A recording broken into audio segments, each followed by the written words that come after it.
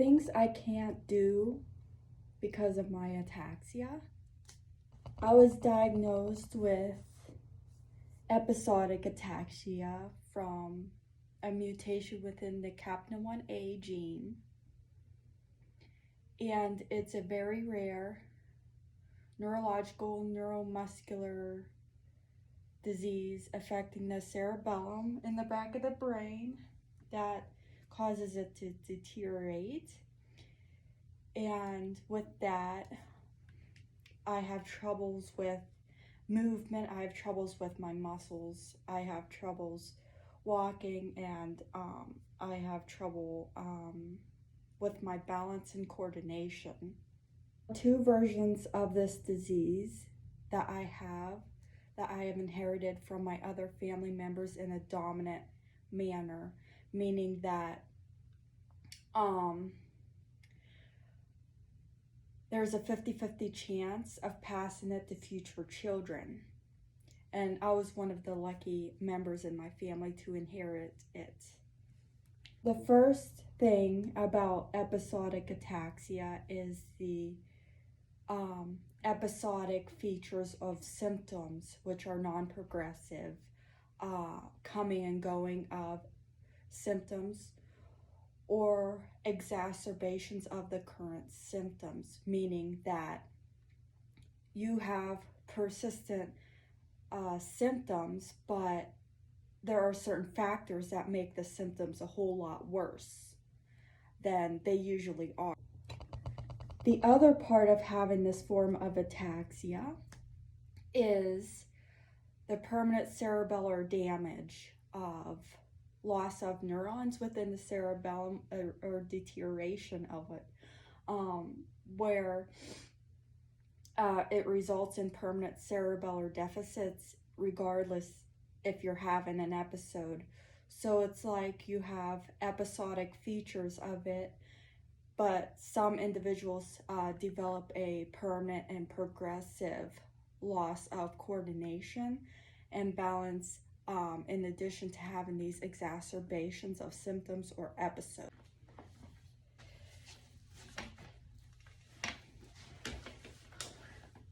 Now, with the permanent and progressive features of this form of ataxia, little do people know that there has been some reported to have severely progressed to the point where you can't tell that they have EA, or episodic ataxia, because the progressive deterioration and loss of motor control became very severe. And that typically happens late on in the disease course. I know this, I specifically had a family member or someone in my family that became totally dependent on a walker 24/7.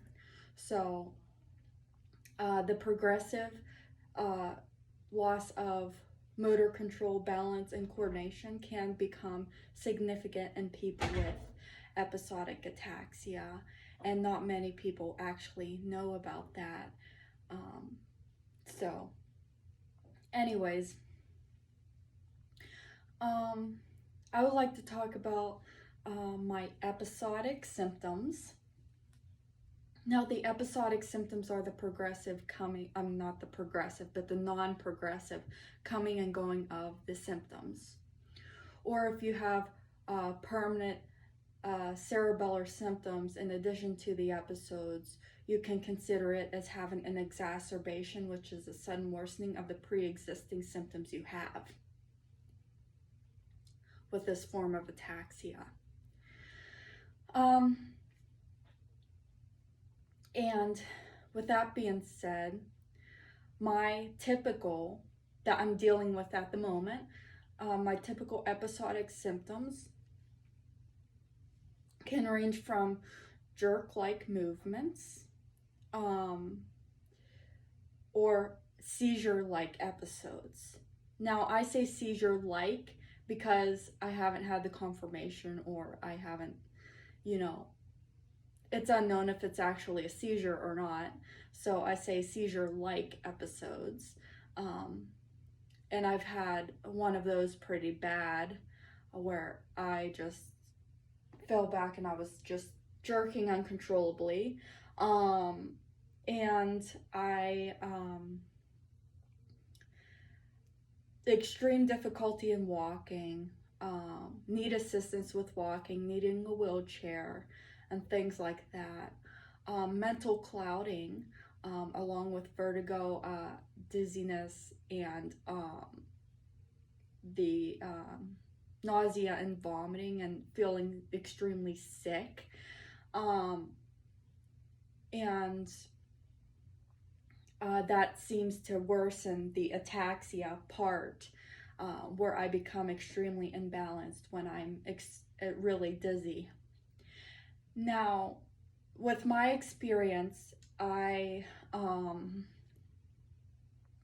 dizziness is extremely debilitating. So when I get like vertigo from it, I'm like down. I can't get out of bed if it's that bad. I can't do anything. I stagger when I walk, I'm very ataxic. So I just have to like lay down and let it pass for the most part, or rest it off. And it can cause vomiting and just feeling very ill. So that's a major feature or episodic symptom with this form of ataxia. Since I'm not in an episode right now, I can't really show you a demonstration of how I currently am being in an episode, so I'm just going to discuss it. Those are the main episodic symptoms, or what it's like for me when I'm in an exacerbation or a very bad episode. So, yeah.